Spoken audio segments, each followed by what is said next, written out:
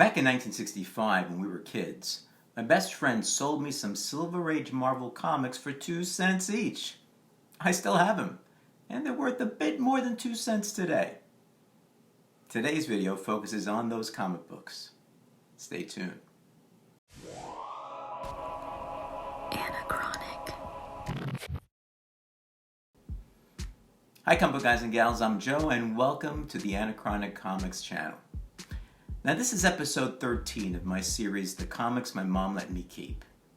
For new viewers, when my family moved in 1969 from our apartment in New York City, Manhattan, to a house in Staten Island, an outer borough of New York City, my mom asked me to pare down my comic book collection by half. So I did. Don't ask me what I left behind. Now I'm showing those comics I kept during this series. Today's video is the first of two that will focus on my Silver Age X-Men collection. This first video is significant because I bought these from my best friend John back in 1965 for 2 cents each. Now there are some other comics I also bought from him for 2 cents each back then, and they'll be the subject of some future videos. Now as I mentioned in prior videos, back in the early 1960s, my best friend John and I were comic readers, avid comic readers. We would wait for the truck to deliver comics at the local newspaper stand and sit on the stoop of my apartment house in Greenwich Village in New York City and read the comic books. Now, we shared them with each other so that our comic book money went a bit further than either of us could really afford otherwise. Now, when we entered high school, John's mom told him that he had to get rid of his comics. So being his best friend, he came over to me and he said, Joe, I have to get rid of my comics. So, you know what, I'll sell you these for 2 cents a piece, which included the X-Men comics I'm going to show you now. Now, when he made that offer, I had to think about it a while, because 2 cents a piece for all the comics he offered to me in those days was a lot of money to me. But I did it. And as a result, I have some pretty cool comics back from the early 1960s that I probably wouldn't have had otherwise. So today, in part 1, I'm going to pull out the X-Men comics that I bought from my best friend John for 2 cents a piece. Now, I did a quick dirty grading exercise on these comics, almost all keys, which have not been cleaned or pressed, so we can do a value analysis at the end. So here we go, and stick around until the end, because I have something to tell you about this purchase that I think you'll find really interesting. So the first one I have is X-Men number 2 from November of 1963. This is the second appearance of most of the X-Men characters. It also was the first appearance of the Vanisher. Now, I'd say it's probably a 3.0 in its current condition. Now don't forget that these are all low to mid-grade because we didn't take care of our comics in those days. We did a lot of sharing, and I personally had mine piled up on 2 shelves under the window in my room. The next one is X-Men number 3 from January 1964. It was the first appearance of the Blob, and this one's in pretty good shape. I'd say it's probably a 5.0. Next one is X-Men number 4 from March of 1964. This is a big one. It's the first appearance of the Brotherhood of Evil Mutants, Quicksilver and the Scarlet Witch, and the second appearance of Magneto.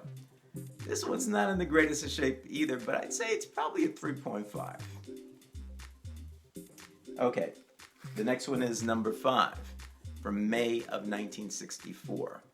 It's the second appearance of the Brotherhood of Evil Mutants. I'd say this is probably also a 3.0. The next is X-Men number 6 from July of 1964 with the Submariner on the cover. This is a key issue because Namor was confirmed to be a mutant. Since he appeared first in the 1940s, it's made him the first Marvel Comics mutant. I grade this in its current edition as another 3.0. Next up is The Blob Returns in number 7 from September 1964. Number 7, I think, is slightly better condition than the others. I'd say it's about a 4.0. Next is number 8 from November of 1964. The first appearance of Lunacy, the Untouchable. I guess this is the way you pronounce his name, I don't know. Now number 8 is in decent shape, so I put it at a 4.0. Last but not least, of the X-Men comics I bought from my best friend John for 2 cents is number 9. Let's see. From January of 1965. Number 9 is the first meeting of the X-Men and the Avengers. And I can't wait to see that meeting in the MCU. Number 9 is in pretty good shape. I put it at about a 5.5.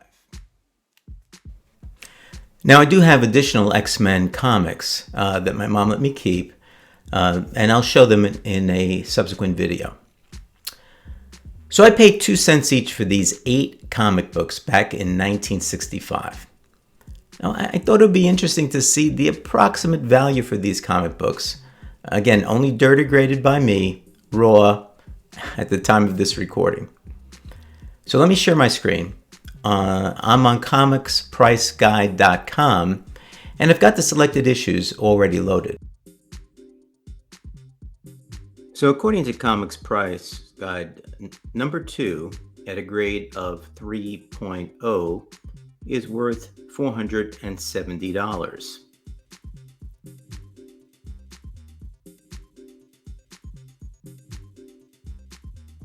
Let's go to number 3. Here it is. Number 3, which are graded at a 5.0, is worth $630. There's number 4. Number 4 is $620 for a 3.5.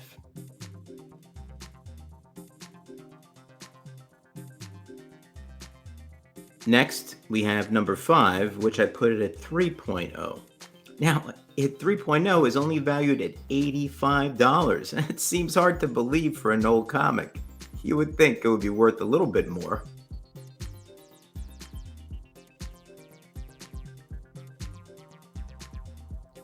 Next up is X-Men number 6, which I graded at a 3.0, and this one is worth $160. Next up is X-Men number 7, and number 7 I graded at a 4.0, and it's worth $144. Next up is X-Men number 8. Now X-Men number 8 I put at a 4.0, and comicspriceguide.com says that's also worth $144.